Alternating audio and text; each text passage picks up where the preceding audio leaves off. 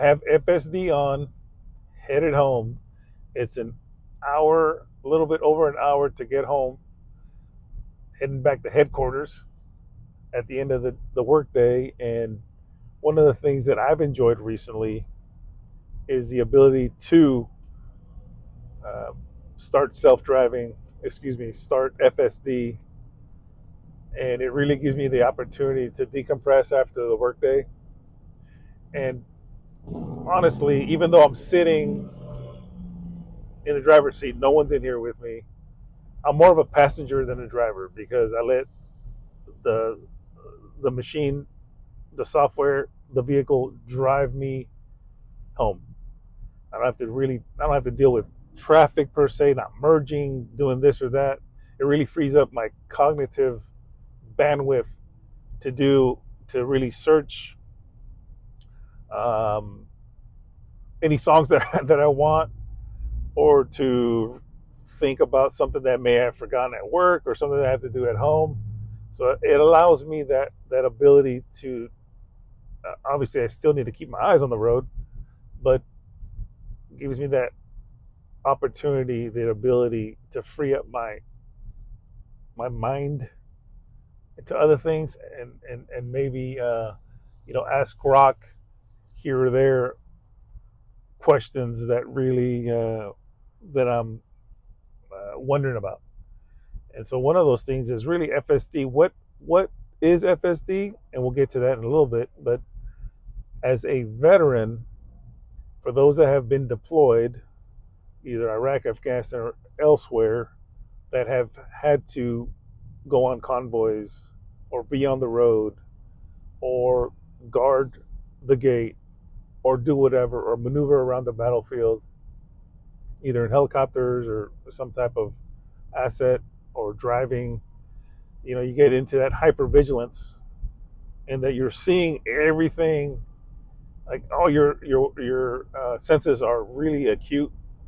They're You're really aware of your surroundings, and it's a survivability thing, right? You want to be able to survive combat, and so you're looking to the left, to the right, behind you, in front of you. If you're at a public place, uh, hey, I need to see where the exits are. Maybe you don't do the things that you used to do in public, or go out in public, because it's a bunch of strangers. You don't know who the bad guys and gals are. Um, and so you're like, you know what? I'm not going to put myself in that position, or in those circumstances, and I'm just going to stay home or stick to places and people, that small circle. Um, but this has helped me tremendously in that I can, as I said before, I am able to think about other things other than dealing with this traffic. I mean, I still look to the left and right in front of me, but not as a as much, because I know that all the sensors around me, they're monitoring everything what's going on, and it's really a level of comfort that I have, even though I've only been doing this like 6 weeks. It's still a level of comfort to me. And we're just gonna find out what Grok says about FSD. Hey, what's up, Grok? You there? Hey, yeah, I'm here. What's up? Yeah. So break it down to me what FSD is and what it's all about, please. Full Self Driving, or FSD Supervised, is Tesla's advanced driver assistance system that handles steering, accelerating, braking, lane changes, navigating turns, traffic lights, and stop signs under your constant supervision. It's not fully autonomous. On this Cybertruck with version 14.2, it adds features like speed profiles, auto parking at destinations, and city street driving, but you must keep hands on the wheel and eyes on the road at all times. Okay. And how much safer is FSD than humans driving? Tesla's latest data shows FSD supervised drives about 5.1 million miles per major collision in North America versus the US average of around 700,000 miles for humans. That's roughly 7 times safer. For minor collisions, it's 1.5 million miles versus 229,000. Also much better, but note these are Tesla's self reported stats, with some debate on methodology. Okay, I see. So then, in terms of how much safer FSD is than humans driving, what is that attributed to?